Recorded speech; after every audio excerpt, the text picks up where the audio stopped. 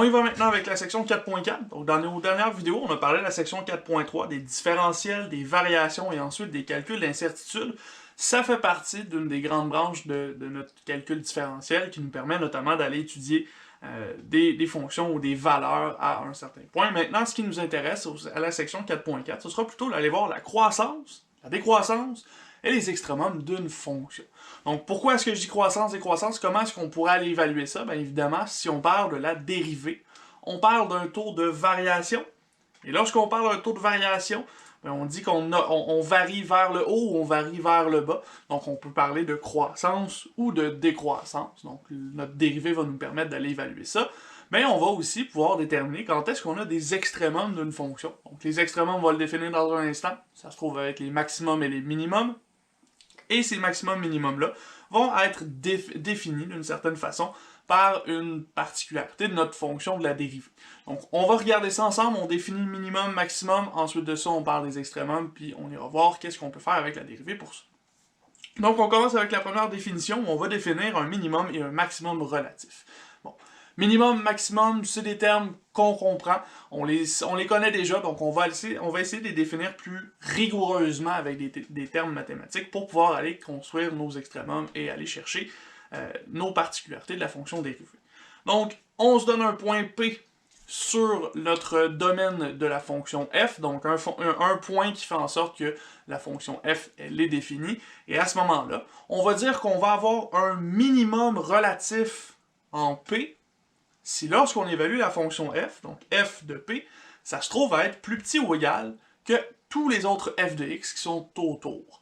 Et là, ici, on parle autour du point p, je dis pas dans toute la fonction complète, c'est pour ça qu'on dit relatif, donc dans un petit voisinage, là, disons, du point p, si on n'a aucune valeur qui est plus petite que f de p, on va assumer qu'on a un minimum relatif. Ça a du sens, hein? Minimum, c'est le plus petit, donc on a un point ici, on a un genre de creux dans notre fonction mathématique.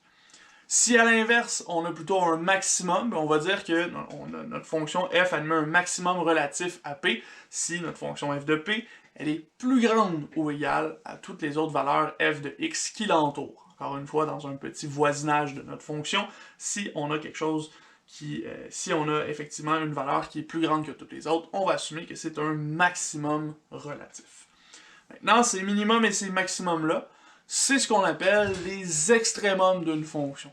Extrémum, pourquoi? Ben, extrémum, ça vient du mot extrême, on a des points extrêmes de cette fonction-là, donc le plus haut, le plus petit, c'est les extrêmes, c'est ce qu'on appelle des extrémums relatifs. Ces extrémums-là ben, sont tout simplement composés des minimums et des maximums de notre fonction. On va en regarder une fonction justement pour aller voir les minimums et les maximums, puis on va essayer de les définir de la bonne façon. Donc exercice 4.9, vous avez ça dans vos notes à la page 20. Dans ce cas-ci, on a une fonction quelconque, on ne définit pas grand-chose sur cette fonction-là, on a seulement son graphique. Et à partir de ce graphique-là, je m'intéresse au maximum et au minimum relatifs.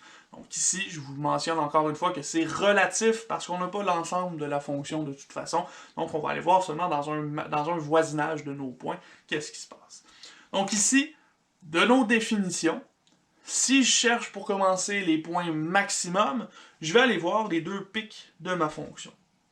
J'ai un pic ici à x égale moins 3, et ça, lorsque x égale moins 3, ben j'ai vraiment un genre de point qui semble être maximum dans l'entourage. Hein. Autour, on s'en va vers le bas, et on s'en va vers le bas. Ce point-là ici, c'est un max au point moins 3, et ça correspond à la coordonnée 1 ici. Donc, notre fonction atteint un maximum à 1 lorsque x vaut moins 3. On pourrait se déplacer au deuxième pic maintenant. Deuxième pic, lorsque x vaut 2, notre fonction atteint 3. Encore une fois, si je regarde aux alentours de x égale 2, ben je descends vers l'arrière et je descends aussi vers le devant. Donc, j'ai aussi un maximum ici à 2, 3. Donc, lorsque x vaut 2, ma fonction vaut 3. Ma fonction atteint un maximum relatif. Toujours, on tient bien au terme relatif parce qu'ici, on n'est pas en train d'évaluer l'ensemble de notre fonction. On peut aussi aller chercher des minimums cette fois-ci. Minimum, ben, ce sera la même chose, mais avec des creux plutôt, donc avec des points vers le bas. On en a deux ici. Les deux sont à y égale moins 4, mais il y en a un qui est à x égale 0 et un qui est à x est égal à 3. Donc on a ici un minimum à 0, moins 4 et un minimum à 3, moins 4.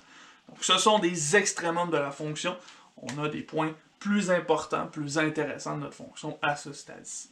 Maintenant, on voudrait s'intéresser aussi à la croissance et la décroissance de notre fonction f de x. Et pour s'y intéresser, on va aller se fier à notre dérivée.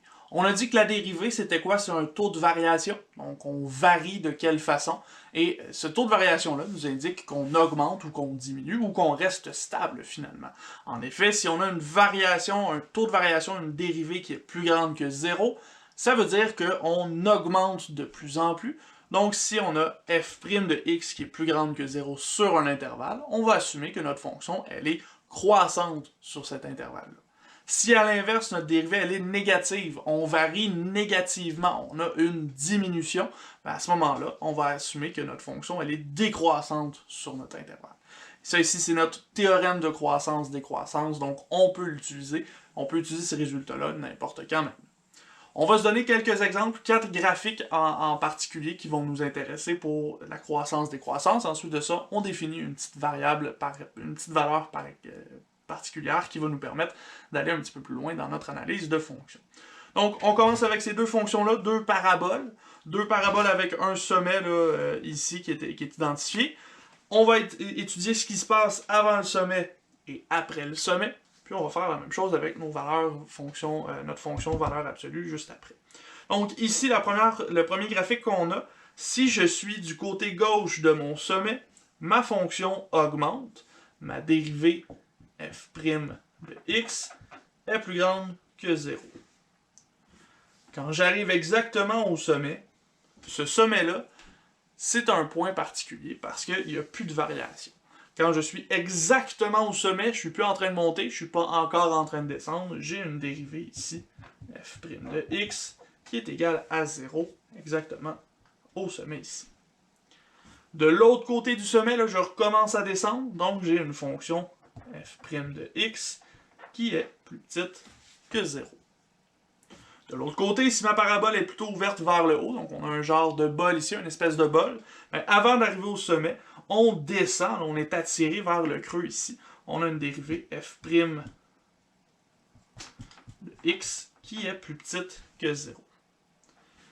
Exactement au sommet, comme tout à l'heure avec la fonction ouverte vers le bas, on va avoir une variation qui est nulle. On a arrêté de descendre, on est rendu au plus bas, mais on n'a pas encore commencé à monter. Donc ici, on a f' de x qui est égal à 0. Et de l'autre côté, on a recommencé à monter, donc on est dans une situation où la fonction elle est croissante, on a f' de x qui est plus grande que 0.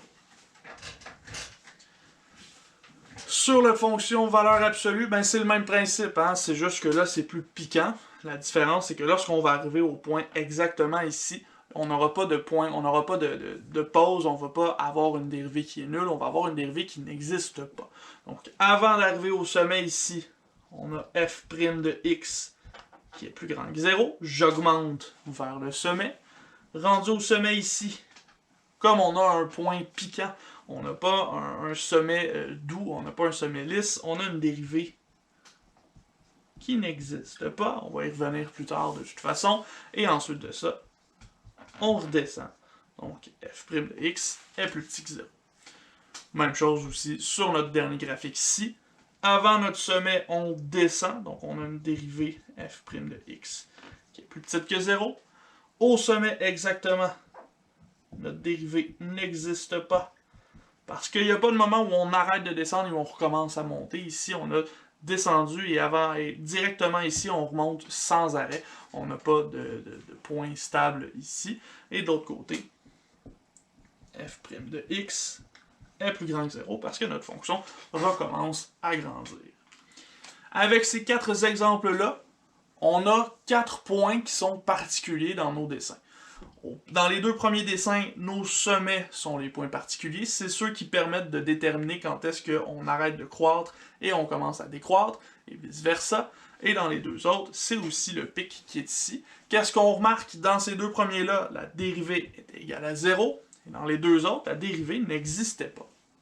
Mais ici, ces 4 points-là, ce sont des points qu'on va appeler des valeurs critiques. Critiques, pourquoi? Parce qu'on change d'état dans notre fonction, on change de croissant à décroissant ou de décroissant à croissant, et on a une caractéristique spéciale qui nous permet d'aller vérifier ça. Soit notre dérivée vaut 0, soit elle n'existe pas tout simplement. Donc ça ici, ce sont des valeurs critiques qui vont nous aider à aller analyser le comportement d'une fonction.